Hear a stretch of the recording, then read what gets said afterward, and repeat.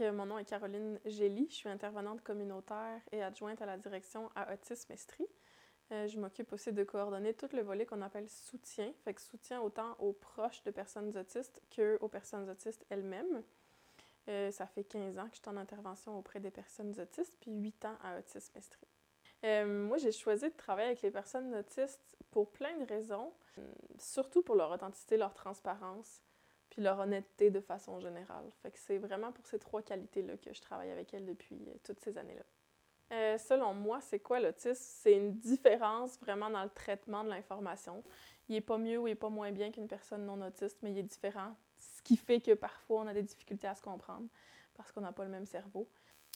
Moi, la différence qu'on observe dans les différents niveaux, c'est vraiment la différence au niveau du soutien. Mais quand on prend le temps de discuter avec eux, on se rend compte que les difficultés sont surtout au niveau social. Fait que je dirais que les difficultés sont plus subtiles dans le niveau 1, puis qu'aux yeux des gens qui ne connaissent pas l'autisme, souvent ces gens-là n'ont pas l'air autistes, ce qui est vraiment comme quasiment une insulte pour les personnes autistes parce que c'est difficile pour eux de faire semblant de ne pas avoir l'air autiste.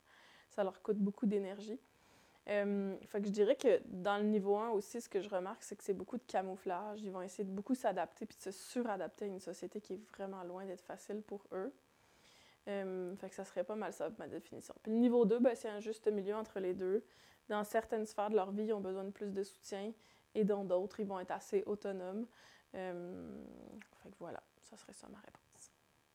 Fait que oui, malheureusement, on observe beaucoup ça, des mauvais diagnostics.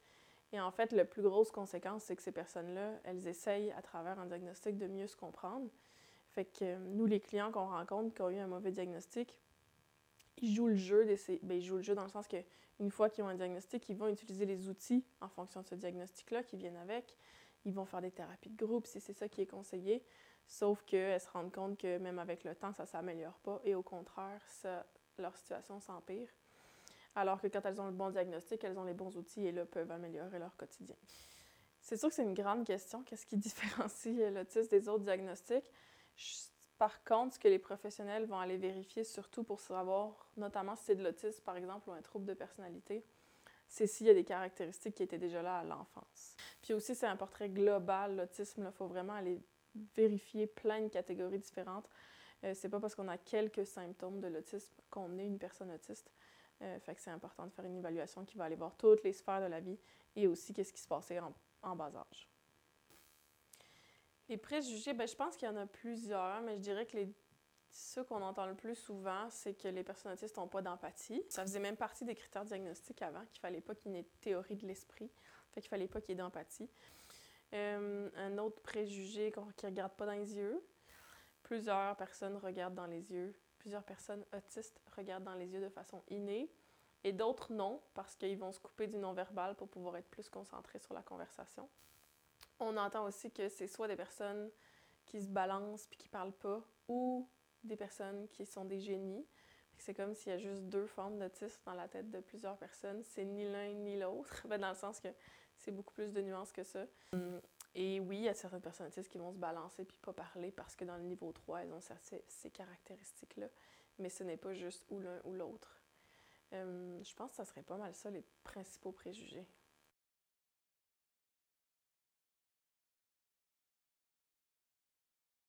Bonjour, mon nom c'est Annie, je suis la maman de Lily Rose et comme emploi, je suis technicienne en travail social. Alors, mon nom, c'est Benoît Harvey. Je suis le père de Lily Rose Harvey depuis 18 ans, bientôt 19 ans. Lily Rose, c'est mon 3e enfant de 2 unions différentes. J'ai aussi une fille de 28 ans, un garçon de 21 ans et Lily Rose, qui est la dernière de la famille, à 18 ans. J'exerce le métier de travailleur social depuis plusieurs années. Si j'avais des soupçons sur le diagnostic de Lily quand elle était petite, en fait, j'ai toujours su que Lily était spéciale, unique, différente, mais j'ai jamais pensé à l'autisme en étant petite. Bien, concernant le diagnostic d'autisme pour ma fille Lily Rose, moi je pense que ça semble être exact. Pendant des années, on savait qu'elle avait un TDAH. Mais on trouvait que ça expliquait pas tout. son diagnostic de TDAH. C'est pour ça qu'on a poussé davantage. En fait, ce que j'ai remarqué comme comportement que Lily avait sur le coup, là, quand elle était petite, c'est que je voyais que souvent, elle était un peu dans son monde. Elle jouait plus souvent tout seule. Elle avait quand même des amis, elle interagissait, mais il y avait des choses qui étaient différentes. Tu sais, c'était dur de la prendre dans nos bras, collée. Elle voulait toujours se tourner, regarder vers l'extérieur. Elle bougeait beaucoup, beaucoup. Fait que de là qu'on se disait, bien, c'est de l'hyperactivité, elle bouge beaucoup. Elle a beaucoup d'énergie, elle dort pas beaucoup. Fait on le voyait comme ça. Puis, c'est plus tard, à l'adolescence, que là, j'ai commencé à avoir des doutes parce que j'ai travaillé un petit peu aussi dans le domaine, de la déficience intellectuelle, mais il y avait aussi des gens avec des diagnostics d'autisme. Puis là, j'ai commencé à soupçonner des choses et ça s'est confirmé là, quand elle avait 18 ans.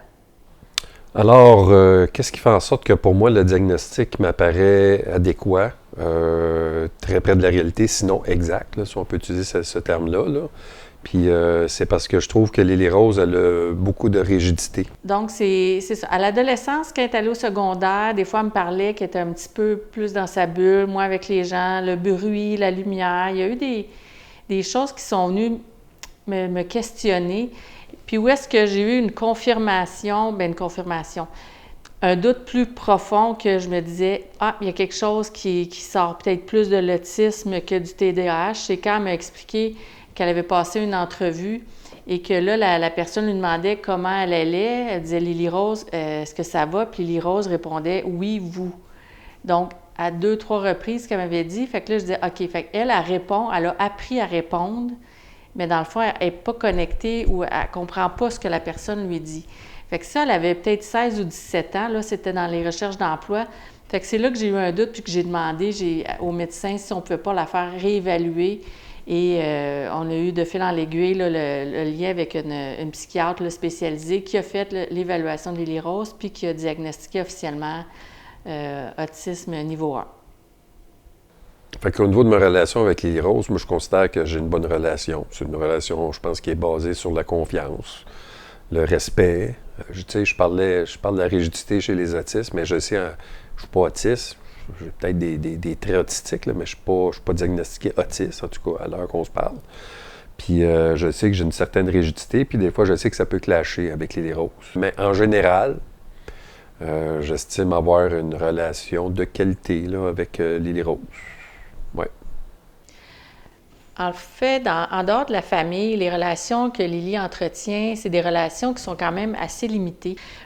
Donc, c'est pas facile pour elle, je pense, d'entretenir des amitiés. C'est peut-être même pas un fardeau, mais quelque chose qui est demandant. Ça vient pas d'emblée. En fait, le fait que Lily ait eu un diagnostic, ça a confirmé des choses.